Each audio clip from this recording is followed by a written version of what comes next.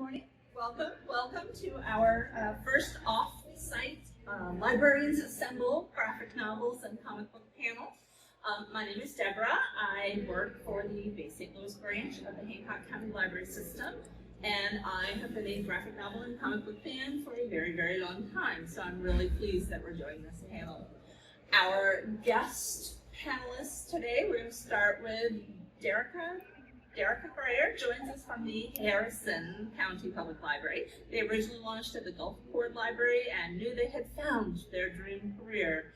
Derricka has been reading as long as their tiny hands could grip a book, and eventually stumbled on their uncle's huge comic book collection, sparking their love of graphic novels. They love anime and movies, and realized most of those began on paper. Today they read heartwarming, scary, and magical graphic novels and hope to connect other readers to comics and graphic novels. We have Rachel Maloy, who has both libraries and comics in her blood. She worked for 5 years at the MSU Architecture Library before making her way to Harrison County Library for 7 years. She now touches hundreds of books every month while cataloging for the Hancock County Library System. She also reads tons of online and physical comics and manga. She discovered comics and manga in high school and never looked back, reading any type for any audience. And we also have a special guest, Keith Cooper, who is part of the Blerd-ish team, who is an indie comics distributor and promoter, also a podcaster and a Twitch gamer, longtime library staff member at the East Baton Rouge Parish Library, who is partially in charge of the Mid-City Microcon that they run.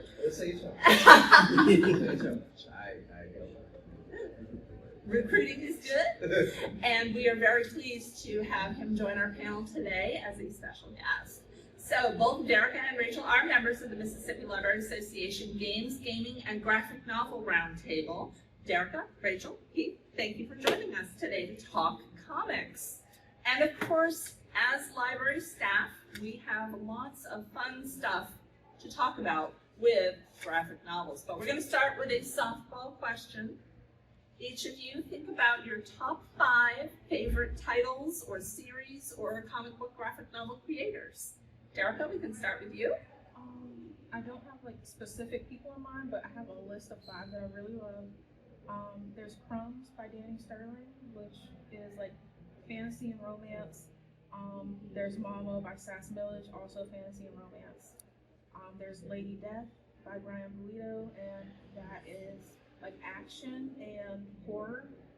There's Ham Housing, which is like little comedy for kids, and Wash Day Diaries, which is contemporary. Thank you. Rachel? One of my favorite creators is Brian K. Vaughan. Tons of different types of series, but I really like Paper Girls, and I also like Lore Olympus, which is done by Rachel Smythe. That's kind of a romantic retelling of Hades and Persephone. It's really good. I love that one. Alice Oseman's Heartstopper, of course. Romance. Very cute, still ongoing. I'm always a huge fan of Miss Marvel. I read all the Miss Marvel things, and number 5. I think that is gonna have to go to Sarah Anderson's Fang series, which is a romance between a vampire and a werewolf, and how they make that work. Thank you, Rachel. Keith, any top comics that you It's not so much top for me, but it's kind of what comes to my mind. What I'm reading now, I started Vox Machina, the origins part. I never read any of the other stuff, but I was like, the question that came to my mind, I don't know, anybody a fan of Vox out here? I was like, how did these idiots come together? And I'm like, oh, it's in the book. I was like, great. I was like, I can learn that. So I've been reading Vox, all of that. Avatar, the graphic novel series that continued the story. Absolutely love it. If you love Avatar, and I tell people, love Avatar, you're doing yourself a disservice if you not read this book. I love it. That's been one of my, I say, favorite in the past few years. Lord Olympus, I was like, yeah, I actually had it for sale today. All the volumes. But I was like, yes, you can count that as one, too. Some daily comic strips that come with Beware of Tyler. I relate to it. This is a parent with special needs son, who is still somewhat, even as 11, he still has some power abilities, just different things, and he's autistic, and it's like, I love this, I relate to this, and you just see all the stuff that the kid gets into. There's that book that got me back into reading comic books was the Marvel Civil War. I kind of was just like, I saw a trailer to get an extra trailer. The whole Civil War line got into it, and kind of leading into Secret Invasion and the stuff that you're seeing being adapted today in Marvel. And I would say just one of the greatest ones for me was Secret War that will be adapted as well. I don't know if that's fine, but just a multitude of stuff. I'm mostly into indie comics today.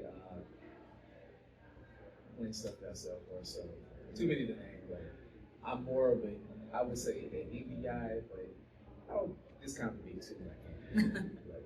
That's what I'm doing. Thank you. And lots of them. Oh yeah. I got started sort of sideways with comics. I read my dad's Mad magazines as a kid from the 60s, and I was like, well, what are they making fun of? What are they satirizing? He was like, well, let me tell you. So I kind of got in sideways. I like a lot of different graphic novels, basically anything that comes across the desk at the circulation desk. If it's a graphic novel, I'm going to flip through it and go, that's on the list. I got through the Watchmen series. I really love Alan Moore's Darkness, but sometimes it can be a bit much, and I have to go back to something like Lore Olympus, or, Sailor Moon, or anything like that. I really love reading graphic novel adaptations of literature. We have a great one of Beowulf. If they ever forced you to read Beowulf in high school, please give the graphic novel adaptation a try. You may find out you enjoy Beowulf a little bit more.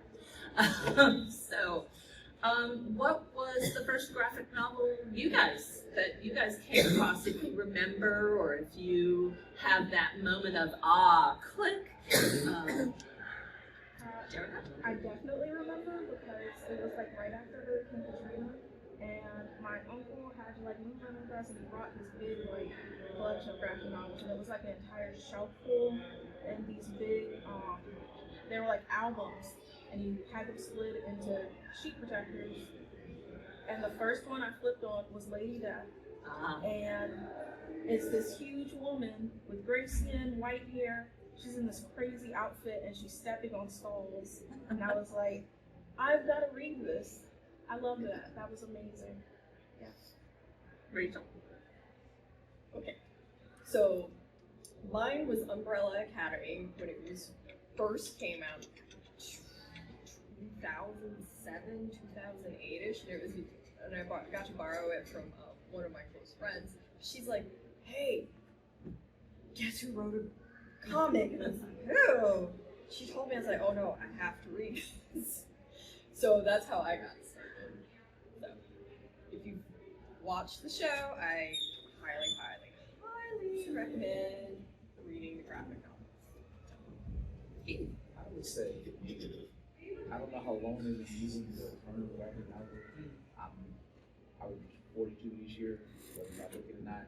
So I would say for me, instead of the word graphic novel, they used to say giant maximum issue. So two that I can never forget. Marvel's What If? There's a Marvel What If story. What if Rick Jones became the Hulk? That was like the sidekick to the Hulk. He kind of exists. He's A-bomb now, or he's but they don't know what to do.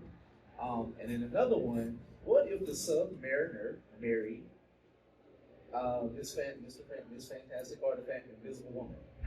I'll tell you this. I took so much from that book of what Reed Richards was doing wrong in his marriage as a kid. And I will never forget, I tell people, hey, there's a story. You ain't gonna probably find it easy. But as you grow and you learn, it's like, oh, we may have not been paying attention to this one. Not saying that, it's what if. So, she had left, and she necessarily whatever, but Submariner, he's a jerk, but he's a great villain. One of my favorite villains, / anti-heroes. But yeah, you just can't trust him around bringing heroes. Sorry. But I can never forget it. There you go. We're going to talk a little bit about graphic novels in libraries. Our graphic novel section, Rachel, at the Hancock County Library System, we separate them out. They're not in the fiction section or the nonfiction section, they're in the graphic novel section. How do you feel about that? Do you feel it's easier or harder for people? Usually it's easier when they're all contained in one section because some people are very conscious about, hey, where's your graphic novels? Because there's a lot of stigmatization with them, that not real books, which they are 100% real books. That's how you get your reluctant readers to read. No shame, I read them, but I will also read a 1,000-page book. But it makes it easier because we have them in their own section, but the graphic novel section is divided into subsections. But they are all together and it's easier to find. We have them in fiction, and then there's a nonfiction section for those. And they're together, they're still very easy to find. I think people like that a lot better because they know where they are and they are going to go right to them, find what they're looking for, or if they know where the new graphic novels are, they'll go right to them. Cool. Derricka, what about Harrison County? How do they have them? It's different at every branch, but like at the Gulfport Library, which is where I'm at, we have our new graphic novels, downstairs in the very front. And our children's graphic novels are in the children's section, and they're actually organized by title, but I changed that as of yesterday because it was really annoying in terms of finding reserves. And, we have children usually looking around for books, and everything's organized by the call number, but when you get to the graphic novel section, it's title, and it creates this confusion. It's very hard to keep up. You've got to switch how you're looking at the categories. So I changed that yesterday. Upstairs, we have our young adult and adult graphic novel section. And that's also organized by title. There are some nonfiction graphic novels, but I'm going to try to convince my manager to change that as well. So. How about East Baton Rouge? East Baton Rouge, since we're fairly large system, we already set where each branch by age has a graphic novel section. Let's say the teen one has one, the juvenile or kid section have one, and then adults may have one. So it might be like its own section, but it's kind of like right before fiction. It's more so grouped into the fiction part, whatever. So, but it's usually 3 times over each branch. So Rachel brought this up earlier. It's the argument that no doubt some of us have heard in our lifetime that graphic novels and comic books aren't real books. When patrons or parents or even, regular students come up and ask you, why should I be reading graphic novels beyond the fact that they're awesome and cool? Is there kind of a go-to thing that you have, tucked away to say, this is why you should be experiencing the joy of graphic novels, especially as a library patron? Derricka? I always tell people there's different types of literacy. Like, it's not just being able to read the words on a page, but it's being able to see where the pictures are going, what stories are telling, their facial expressions, that type of thing. Also, there's the fact that you're able to be informed about more than just like stories in a graphic novel. Like, I attended some kind of conference like a couple years ago, and they were talking about medical problems in graphic novels, talking about your experiences, your symptoms, all of that in a graphic novel. And I think that's really useful. Rachel? You've already heard mine, but because sometimes the younger kids might feel intimidated by a book. There's so many words, I just can't do it. But with graphic novels, there's a little less words, so it's not as intimidating for people people who have issues reading, not just kids, adults. But it's still a gateway to get, if they decide they like that, you would be like, well, here's this book series that you might like that's kind of to it.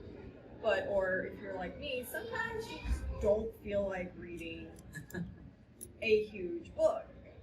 I know my focus has been shot since the plague. So sometimes it's fun because you can see how people's reactions are together that might be a little more difficult to interpret reading, and the artwork is usually amazing and phenomenal. That's just my Keith, what about you? For me, it comes a little bit different, especially as a vendor who sells a lot of books. Generally, my job, people kind of just, I'm the guy at the certain desk. So you come see me, you're kind of getting out, or you're unfortunately paying money for fees or other stuff. But I would give people advice, and as a vendor, people like, I don't really hear the term, oh, it's not a real book, but I will tell people, I will kind of challenge them, like, depending on who they're buying for, their age, different that. A lot of adults, it's hard to change adults' minds, this and that. But I would say, hey, what are you into? Are you into horror? Are you into this and that? Give it a try. You know, it might be more intense than you think.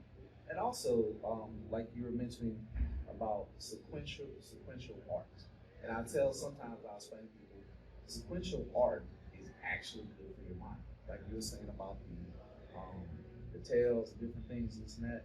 It actually, you're reading how humans actually kind of interact. So if I can storyboard or tell people like, well, you know, instead of just saying, oh, they look across the room, you can show it. You can be like, mom told me to go pick this up and she's angry at me. I can show mom looking at you like this, and what can be shown doesn't always have to be said. So it's a good tale on the mind, and people need to learn how to read this art, because it is an art form that goes into understanding different art forms. So it builds upon itself. So there's a scientific reason for people with that. I don't really get people who just like, it's not a book. And also then I can flip it on the other side as a librarian, the person who worked in finance. Hey, your tax dollars are going to this. It's very real. Because you're spent. It's being spent. Yeah. So deal with it how you want. So you're talking about advising on purchasing as a vendor. Is there a way, you said, you know, hey, what do you do beyond reading? Do you like horror? Do you like this? Do you like that? Do you think that there's kind of an art to encouraging people to, you know, sort of spread their wings and try different genres in graphic Very novels? much so, very much so. Relatability helps. Like my friend back there who has a Star Trek shirt. I was like, okay, I don't have anything Star Trek, but I may have a book that deal with kids and giant robots out in space. Maybe there's that hook that's relatability to see if you can figure out what somebody's into. Be like, hey, you got time? Try this. Okay, I don't have Star Wars. Maybe I have, you know, maybe I have this. So it's listening, understanding, and trying to relate, and you might open another path for somebody. Is there a go-to title that you have? Like a kid comes in, he's like, okay, hit me. I would say, like, for me, it's strange for me because I have kid-friendly stuff, but I am really, when I am something to parents. Obviously, parents have So, but one of my titles I have is Harry Tubman Demon Slayer.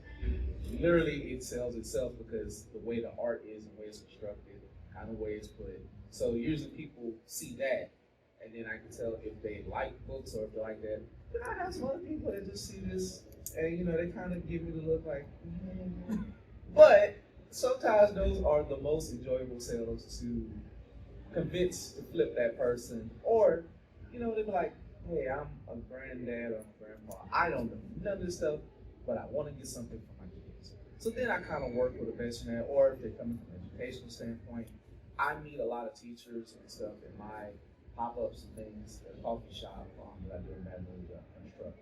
So I guess depending on my environment, I haven't had to deal with too many people just absolutely disgusted by the concept of comic books or something. Thank God. But I come, you know, but usually people just like, you know, if I just know, usually if they give me coach over, I'm just like, all right, well, you you come back, feel free to look. You know, and I just try to be as polite as I possibly can. There's no way to get 100% success rate that you were going to say. It's just not possible. But, you know, it is what it is. Rachel, you don't deal with the public very much, but I know you probably have a couple of go-tos in your pocket when people are like, all right, fine, I'll read a graphic novel. What do you recommend? Depends on the age group, because it varies between what I'll recommend for a kid versus what I'll recommend for an adult. Kids, usually Dogman's pretty solid. Oh, yeah. Or for girls, I'll say try Lumberjanes. Those are fun. Summer camp for girls.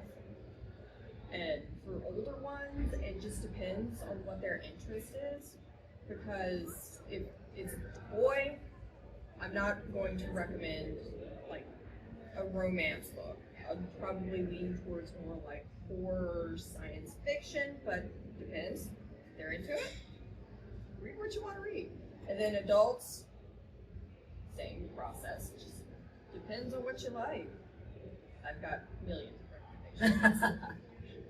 Derricka, what about you? Rachel's really right about the Dogman thing. I do recommend that a lot. I also like to recommend, like, for the past few months, I've been recommending Frizzy to little girls. They seem to really like that. Yeah. And I do like to recommend Roller Roll a little bit just because I'm interested in it. But Dogman, it's really loved.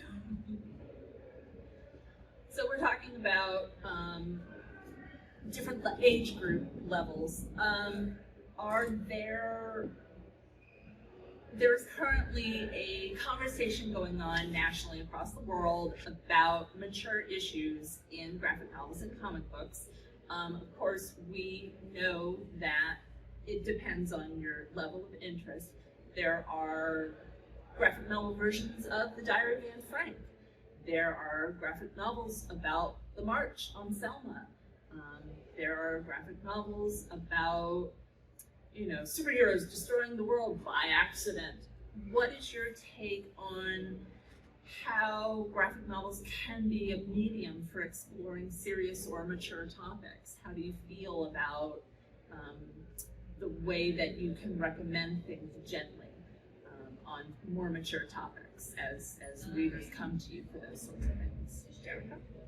I really think it's the best, graphic novels are the best way to talk about sensitive topics in my opinion, because you can see it, you can see the effect it has on the person, and usually I don't say, take this book and just read it. I tell them, flip through it a little bit, see how you like it. If there's an adult with a child, I ask them to look through it just in case they're uncomfortable with the content. But I think it really shows the reality of a situation. When you read a book, you might not be able to imagine in your mind what's happening, but in a graphic novel, you can see really how it's affecting a person. Rachel? Along the lines, as Derricka said. And then I also gauge the person, because you don't want to recommend something that they might not even be interested in. But like with the graphic novel March, the Selma one, you can actually see what is happening and what is happening to people, and it does have an effect on you because you can see it, and with the artwork, it's just so detailed, and it really does elicit emotion. But for kids with parents, if I know them really well, I'll let them know exactly what's in it, and I'll tell them, it's up to you, but I can tell you these have this in it if you're not comfortable with your child reading them. For me, yes, especially since as a vendor, I tell people like if they want to grab parents and all this, I was like, hey, if people's heads want to get broken. So I might be like, okay, how old are they? Maybe pack sounds, it might be something for you. It's a more all ages story. It's safe, it's okay, this and that. But as far as to what you had mentioned, I like to tell people that it's a medium, because one thing that does kind of burn me up when people are like, oh, comics and books or this are for kids, or libraries are for kids. No. I mean, that's like saying if the Mona Lisa is just for kids. It's art. It's somebody created with their hands. It's colorful. It's not a quote unquote real photographic thing. And it's to get people out of that, oh, this is for kids, it's for kids. We were all kids once, and every medium can be aged to different things. That's like saying movies are just for kids. We watch TV, don't we? They have everything of every age group and every type of artistic endeavor. Now, I do like to tell people, hey, this might be such and such and that. I don't necessarily have to say sensitive, but I say I'll tell you enough to let you make the call. So you, as a parent, can say, all right, thank you for letting me know. And I've had parents tell me like, oh, well, thank you. That might be for me. It might be too much for them. No harm, no foul. So I like to give people the option from my standpoint of what they do with that. So I don't necessarily want to just make a sale and just tell you anything like, oh yeah, this is for kids. It's for everybody. And it's like, no, I don't want nobody to come back on my business or my reputation to say I've done that. So I kind of do my due diligence enough. Something else that has popped up recently is something called silent censorship, and it's not overt censorship. It's either patrons or even staff members in a library, or I've seen it happen at bookstores. They're not happy with the content of a particular title, so they'll hide it somewhere, or they'll, I've seen a story about a staff librarian imposing a vacation on a particular title, where they keep the graphic novel collection back from the reader in order to prevent them from checking them out and to encourage them to read real literature. Have you had an example of that recently or in the past? And even if you haven't, what would be something that you would gently encourage that staff member to maybe think about what they're doing? I've seen books like turned around or put in the back kind of, but I haven't seen it with graphic novels. I really think it's kind of ethically questionable to do that kind of thing, because we have the saying, every book its reader. If a patron wants to read something, they should be able to read it.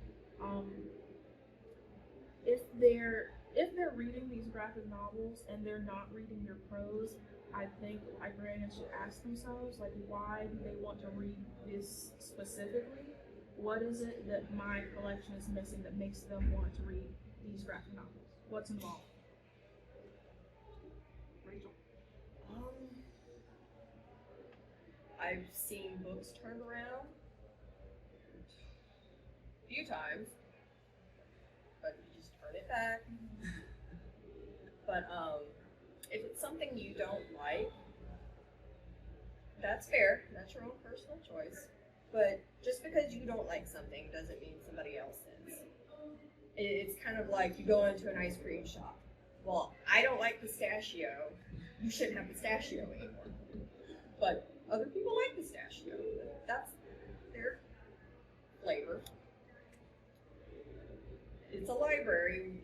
We have all types. Just because you don't like it doesn't mean somebody else is gonna feel the same way you do. I agree with it's ethically questionable because libraries are open to everybody, all types of information.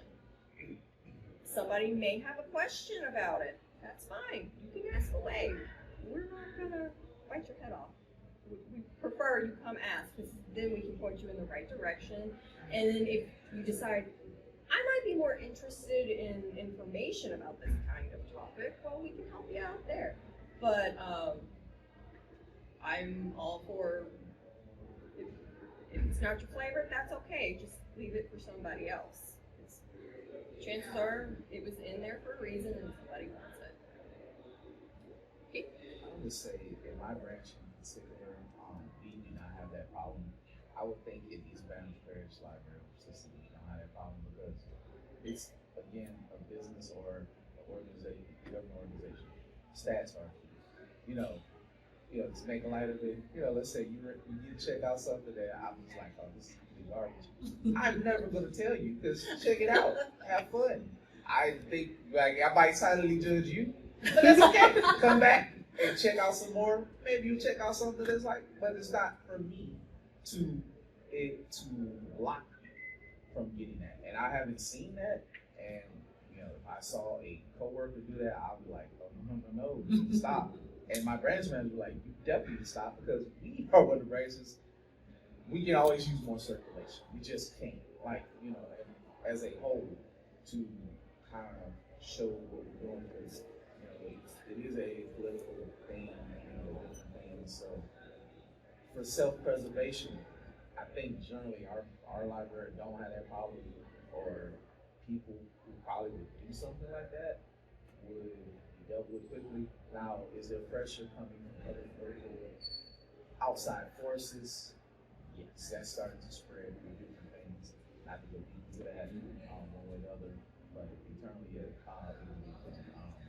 as far as a vendor, I have some books that are completely opposite of who I am, this and that. Something I enjoy, I can say this, I am a straight black man from Louisiana. I have sold a book about a bi-gay superhero from a man that was written by a man in New York City. I've come across people who like the book, I've sold out of the book, like, sure, it's not my lifestyle, but this is by another creator who works with this creator, and he gave it to me. I said, all right, I'll try it out. People bought it. There you go. Changing gears here, we're going to look at manga a little bit. Manga titles can have dozens, if not hundreds, of volumes, and much like Pokemon, gotta catch them all. We have limited space in libraries of what we can and may not be able to carry. Do you have a way to manage expectations for a patron who's like, you have to have all 150 titles of So I'm a Spider, or something like that? Do you have a way that you manage their expectations and different options that you have for such a patron? Personally, I feel like the library is a starting point for manga. So I tell them, this is like a baby bird situation, and eventually we have to push you out of the nest. You can look online. There's a Shonen Jump subscription for like $1.99, which is pretty cheap. You can look in our digital catalog, but there's only so much we can do. We can slowly request things and weed other things out, but that's we have to be aware of the space we have. Rachel? One of those, if you like it and you're going to reread it, you can spend your own money, buy it. But if you want to get it through us, we have our online catalog, but we also have a really great ILL department, and we will try our hardest to get you what you want. I had two sides of that question. As far as the job situation, we're again blessed to have so many branches, be well funded. It's a lot of series we will have, like I said, we'll have the bulk of it. So people came online and request, and generally we might have it like I'm trying to think. Like we have like all the volumes of One Piece. We're probably hard pressed that you can find something that's contemporary still going that you're not going to find. Even if you don't find it at one branch, you'll be able to find it in the system. So I've seen people check out, manga like this. It's like, Lord, as far as me as my table, I'm gonna have volume 1s, and I could like to tell you, not only do I sell in person, but I'm also an affiliate of bookshop.org. If you've never heard of that, it's to help small business owners like me who have a brick and mortar or an online salesperson. So as an affiliate, you can say I have Chainsaw Man volume 1 on my table. I would like, hey, if you like more of this, I generally don't sell a volume 2 because it's a curse and a blessing. Everybody likes volume 1, but if you don't have a volume 1 and you got a volume 2, people get a little weird about it. So I just said, hey, go to my site, you can see my link, and then you can possibly buy more of this if you would like. So I give people options. I don't know how much they follow up on that option. It is what it is. Tied in with the graphic novel and comic book collections, we now have access to a lot of libraries now have the ability to electronically loan out comic books and graphic novels. I know we just got a huge bump in our collection at Hancock County, Harrison County. Y'all have it as well? Yes. Through the library app or through Libby or? So we have Coupa, but we kind of have integrated it into our iOS. So you can reserve your items. You can reserve your items on the website, the library website, and then you can go read it on Coupa, but you can't read it through the iOS.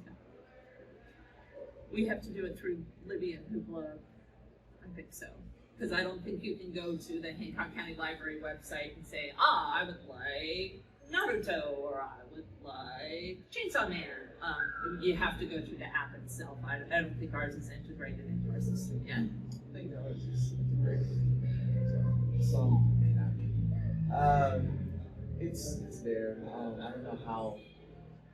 I have to admit, I don't really personally read that many books online through our apps. I have other methods, other services I use. Not gonna go deep into that, but yes, definitely support your local library. That's all I'm saying. Have any of you thought about creating your own comics or titles, or even giving advice to patrons who said, I have a comic book I wrote, well, what do I do? What do we do? I've wanted to create my own comic. I've made like little drawings that are in sequential order and everything, you know, where you flip the little booklet, but nothing further than that.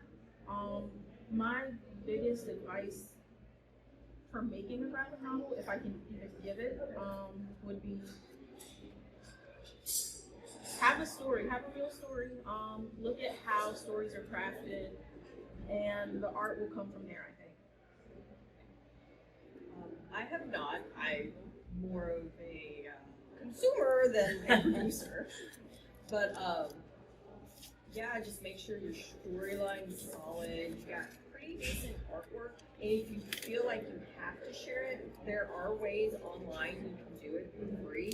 I know the website Webtoons, they have a Canvas side, and I know you can put your work up there, and lots of people will see.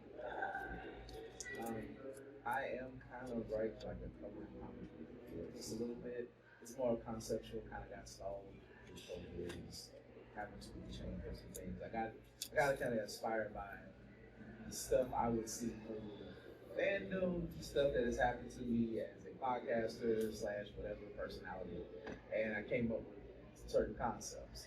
But what I mostly tell people, write about whatever you want, because literally there is a comic book, I kid you not, called Naked Bear Wrestling. I was like, there you have it. I've seen hot chicken wings. So therefore, if you want to write about whatever you want to write, there is somebody out there that may like what they want to read about. I've come across a podcaster, and he's from Jackson, Mississippi. He kind of made me start out named Baron Beer. I'm with that. Actually, he's a part of the cosplay here. He's a part of that team.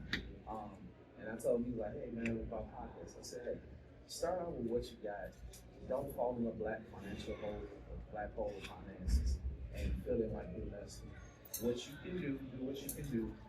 Put yourself out there and work. I said, eventually people will hate it or love it, but people who love it, those are the people that matter. It's hard because the people who are negative, like, it's like, you always want to flip that negative switch to positive. It's something about it in the brain. I don't know why it feels better. But honestly, the people who love what you do, support them. As they support you, write what you want. Put it out there.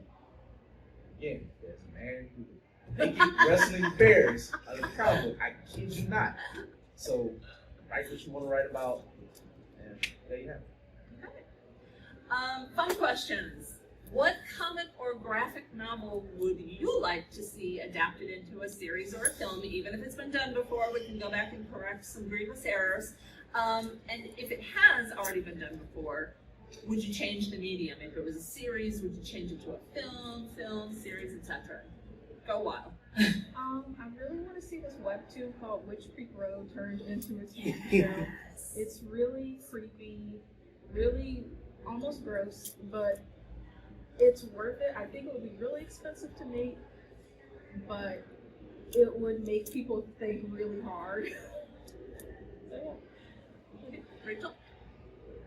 On that note, the one I would see is also on webtoons along with Witch Creek Road, Lore Olympus. I know Netflix at one point said they were going to make a series, but that has not happened. But I would love to see that one happen. A couple I would like to see. Laura Lemons for sure. Tuskegee Airs, what's that? Carry. May not happen. It's anime or live action. Fairy Tale Music maybe happen. It's been option. What I would really love to see, the option for this one is Farmhand. In fact, put that in my list of top 5 that I love. Farmhand is basically by Rob Guillory, who made Chew. It is like about a farmer in a fictional Lafayette, Louisiana, who gets hit in the head with a seed and can now regrow limbs. Has technology there. Everything isn't what it seems. It's very dark. It's like a sci-fi, supernatural comedy thriller, put it that way, that deals with various things. So as it goes, like up here, kind of funny, a little bit dark, and it is getting very, very dark. I think it was supposed to be optioned by AMC. The option fell through because they won't stop making Walking Dead. So I don't think we're gonna get it, but I highly say that I would love to see that one. All right. You can hang out with any character from a graphic novel or a comic book for 24 hours. Who would that be, and any particular reason why? I feel like anyone that I would want to hang out with from a graphic novel would get me killed, but I will go ahead and choose Deadpool. I think he's really funny, and I want to make chimichangas. And would you want to hang out in Deadpool's universe or have him cross over into your personal universe? He's going to have to cross over and cause some chaos here. Rachel. Okay, so this one's a little off the wall. Disney has made it into a show, but Moon Girl and Devil Dinosaur. Yes. I would love to go hang out with Lynette and Devil Dinosaur. I would do it in their university. I don't think Devil Dinosaur would work out very well here. And Keith. I mean, she picked a great one. For the music alone, just to hang out with, listen to Raphael's music competition, yes. Safe answer, and this is weird. Tony Stark, when he's off, back in the 90s, because all he's going to do is drink, and therefore, if nobody's attacking, you're in a mansion, and you ain't brooding like Bruce Wayne. So I can hang out with Tony Stark for a little while, throw a party in the Avenger Mansion, and go home. And get out before something blows up. Well, thank you guys for attending the panel. This is, like I said, the first time we've been off-site for a comics panel like this. We really appreciate y'all coming in and observing today. Thank you, my fellow library staff members and comic book and graphic novel lovers, for being part of this panel. It has been recorded. We will try to make it available on our social media channels. Thank you very, very much. And thank you for attending Fan Expo 2020, FanFest 2023. Thank you, guys. Thank you. Please come see me at the Blerd-ish table. Like anything I said, or any books, or any ideas, come check it out. Come grab a book. Thanks a bunch, guys. Have a good day today.